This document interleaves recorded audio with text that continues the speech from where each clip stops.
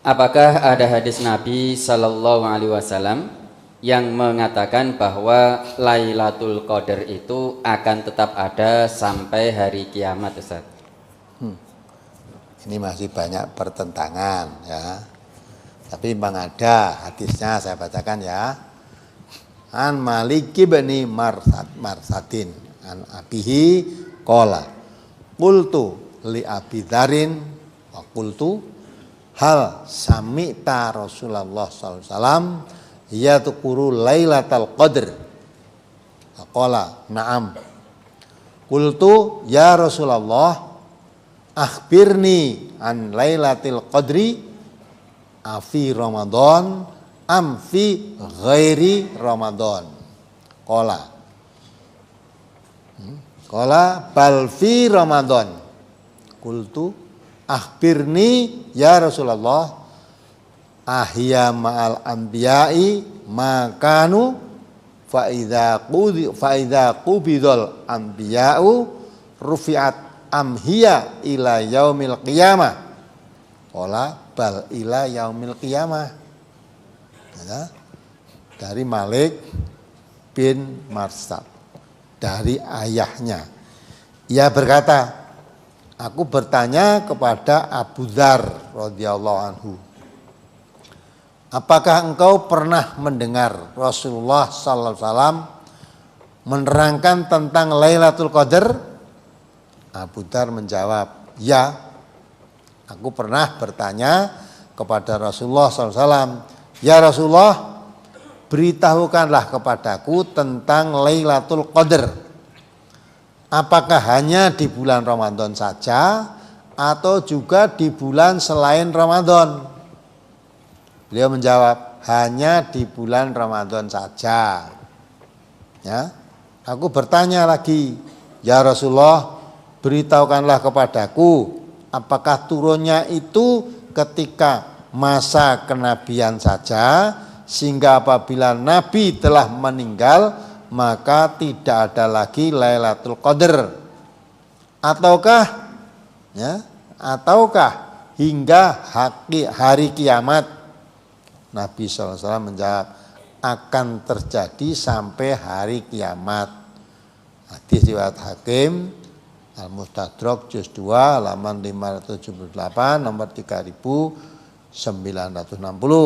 Ini hadis sahih sanadnya, tetapi Bukhari dan Muslim tidak mengeluarkannya.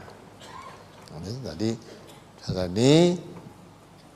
Lailatul Qadar akan datang tiap bulan Ramadan sampai hari kiamat. Ya, tentang Lailatul Qadar ini memang di kalangan umat Islam beda-beda pendapat. Karena Lailatul Qadar itu apa tuh? Inna anzalnahu fi Lailatul Qadar. Diterangkan di ayat lain, diterangkan bahwa Lailatul Qadar itu juga disebut Lailatul Mubarakah, malam yang penuh berkah. Mengapa di situ? Karena malam itu, malam Lailatul Qadar itu turunnya Al-Qur'an. Sedang Allah katakan ya, bahwa Al-Qur'an itu kitabun anzalnahu ilaika mubarakun, ya, aku turunkan Al-Qur'an kepadamu yang penuh berkah, ya, penuh berkah. Maka karena Al-Qur'an itu penuh berkah, turunnya Al-Qur'an disebut Lailatul Mubarakah, malam yang penuh berkah. Kapan Al-Qur'an diturunkan? Syahrul Ramadan alladzi unzila fihil Quran. Pada bulan Ramadan diturunkan kitab suci Al-Qur'an. Timbul pertanyaan, kalau Lailatul Qadar itu maksudnya turunnya Al-Qur'an, Lailatul Qadar turunnya Al-Qur'an itu apa tiap Ramadan, apa ketika Nabi masih ada turun Al-Qur'an itu? Nah, ada yang berpendapat setiap bulan Ramadan, seperti tadi ya, setelah bulan Ramadan turun. Tapi kalau yang dimaksud itu turun Lailatul Qadar turunnya Al-Qur'an, ya bulan Ramadan ketika Nabi masih ada. Bulan Ramadan tiap tahun datang, tetapi tidak Quran tiap tahun turun.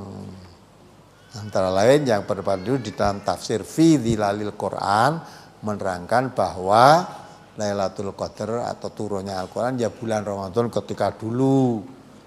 Ya. Sekarang tiap bulan Ramadan datang tiap tahun, tapi tidak turun. Nah terus, ya, lah kalau kita ingat sejarah Quran diturunkan di bulan Ramadan, maka menurut tafsir di Al-Quran itu jangan kamu sia-siakan. Malam itu malam penuh berkah. Ibaratnya semacam peringatan malam Ramadan begini turunnya kitab suci Al-Quran yang penuh berkah. Harus dihidup-hidupkan. Jangan malah untuk hura-hura. Hidup-hidupkan, banyak untuk beribadah. Ya, banyak untuk membaca Al-Quran.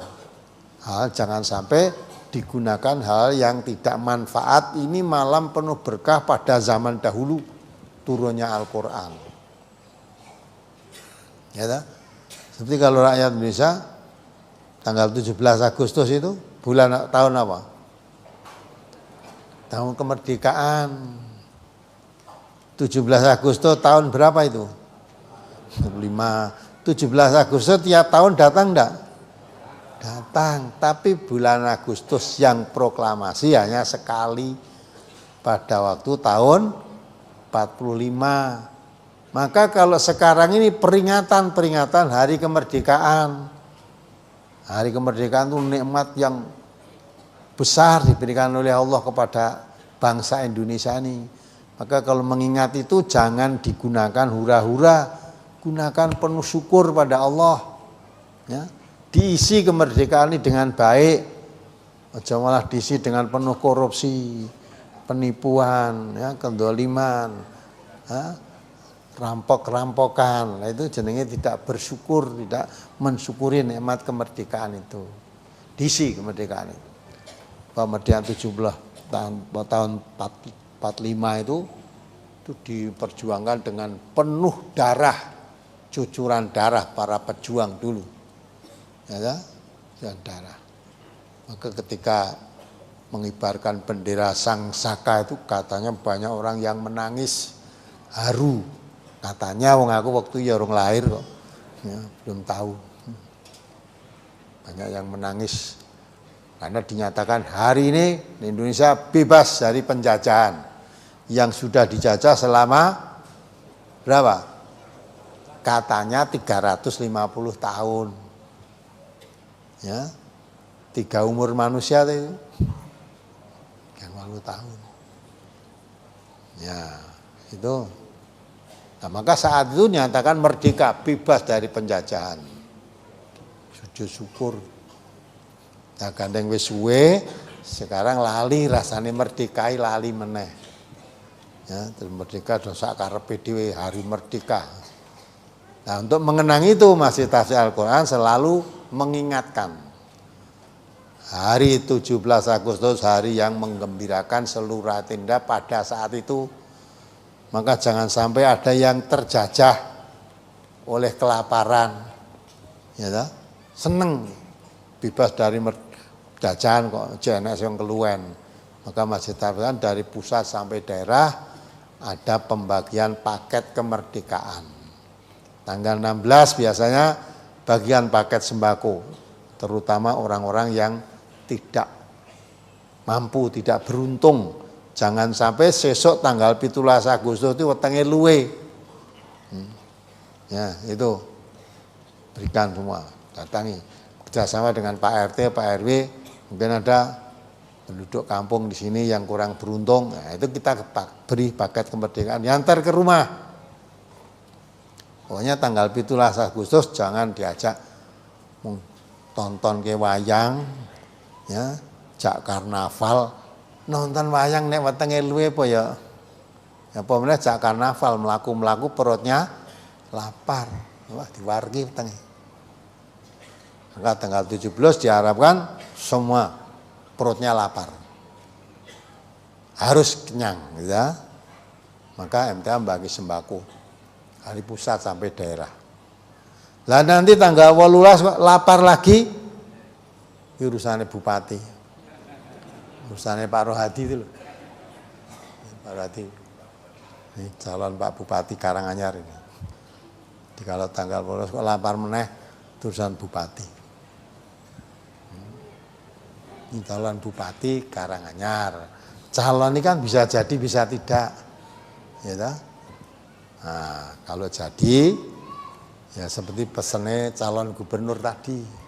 Saya ikut sebentar dari calon gubernur tadi. Aja dumeh istilahnya wong Jawa ya. Bae dadi pejabat, bae dadi wah ayang-ayange reso tidak. Malah ngita-ita rakyate jangan. Qatimul kaum, kabirul kaum, khatimuhum. Pembesarnya suatu kaum itu hakikatnya pelayan, melayani masyarakat. Perhatikan masyarakatnya. Pernah terjadi pada zaman Umar bin Khattab, mbah kuwi dadi gubernur, apa dadi bupati, yang jelas jadi pemimpin dia, khalifah. Dia sedang anjang sana melihat situasi daerahnya, ya ada anak menangis, lapar. Tak dihampiri mal, dicenguk, ternyata ngayem-ngayemi anak. Kalau anaknya minta agama, tunggu sebentar lagi ini sedang masak. Masak orang mateng-mateng, barang dibuka watu. Ya kapan matangnya? Umar merasa berdosa. Jadi pemimpin ada rakyatnya yang kelaparan. Akhirnya beliau pulang. Ambil kurma, ambil gandum, ambil ini ya. Akhirnya ada yang mau membawakan, ya ambil dulu, saya bawakan. Ora disungi dewe itu. Apa kamu mau menanggung dosaku, mau memikul dosaku? Bagi pemimpin ada rakyatnya kelaparan, merasa berdosa gitu. Maka ambil bahan makan diberikan pada yang kelaparan tadi, dipikul sendiri, dibawa sendiri, berikan sendiri. Sekarang pemimpin gitu ada enggak? Ya? Terus terang aneh apa ora? Nah, mudah-mudahan nanti pemimpin Karanganyar seperti itu. Nah, pemimpin seperti itu ra eneng. Rakyate lapar nih ora krungu kok. Ya malah saya dengar berita pemerintah pusat ngedumi raskin, beras miskin. Wis sing nampa malah orang miskin-miskin. Ya. Ya, sing nampa orang miskin.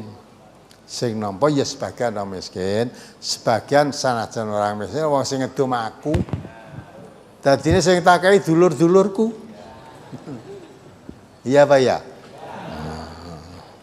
Nah, kalau kita jadi pemimpin jangan begitu. Maka pemimpin itu perlu ya. Jangan kita menjadi pemimpin yang tolol. Tanya pada Nabi, ya Rasulullah, siapa yang maksud pemimpin yang tolol? Itu yang memimpin tidak mau mengikuti caraku memimpin. Dan pemimpin tidak mengikuti caranya Nabi, kata Nabi itu pemimpin tolol gitu. Ya. Maka itulah ya, aja rumangsa bisa dadi pemimpin yang bisa rumangsa. Ya. Nah, itulah mudah-mudahan ya kita bisa mengerti. Jadi apa itu? Tadi yang perkara perbedaan tidak usah dipermasalahkan. Yang kita cari titik temunya saja. Titik temunya. Kamu menganggap Lailatul Qadar tiap Ramadan datang kamu cari, ya silahkan cari. Ya.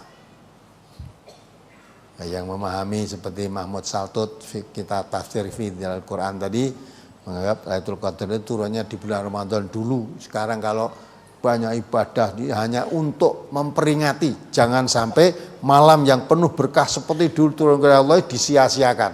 Ya, kita untuk memperingati, membesar-besarkan malam Lailatul Qadar itu dengan banyak ibadah. Biar makin dekat pada Allah, makin meningkat rasa syukurnya. Karena kalau kita meningkatkan rasa syukur kita pada Allah, Allah berjanji la in syakartum lazidanakum. Kalau diberi nikmat oleh Allah kamu bersyukur, ditambah nikmatnya. Tambah yang lebih banyak lagi. Ya, mudah-mudahan bisa dipahami.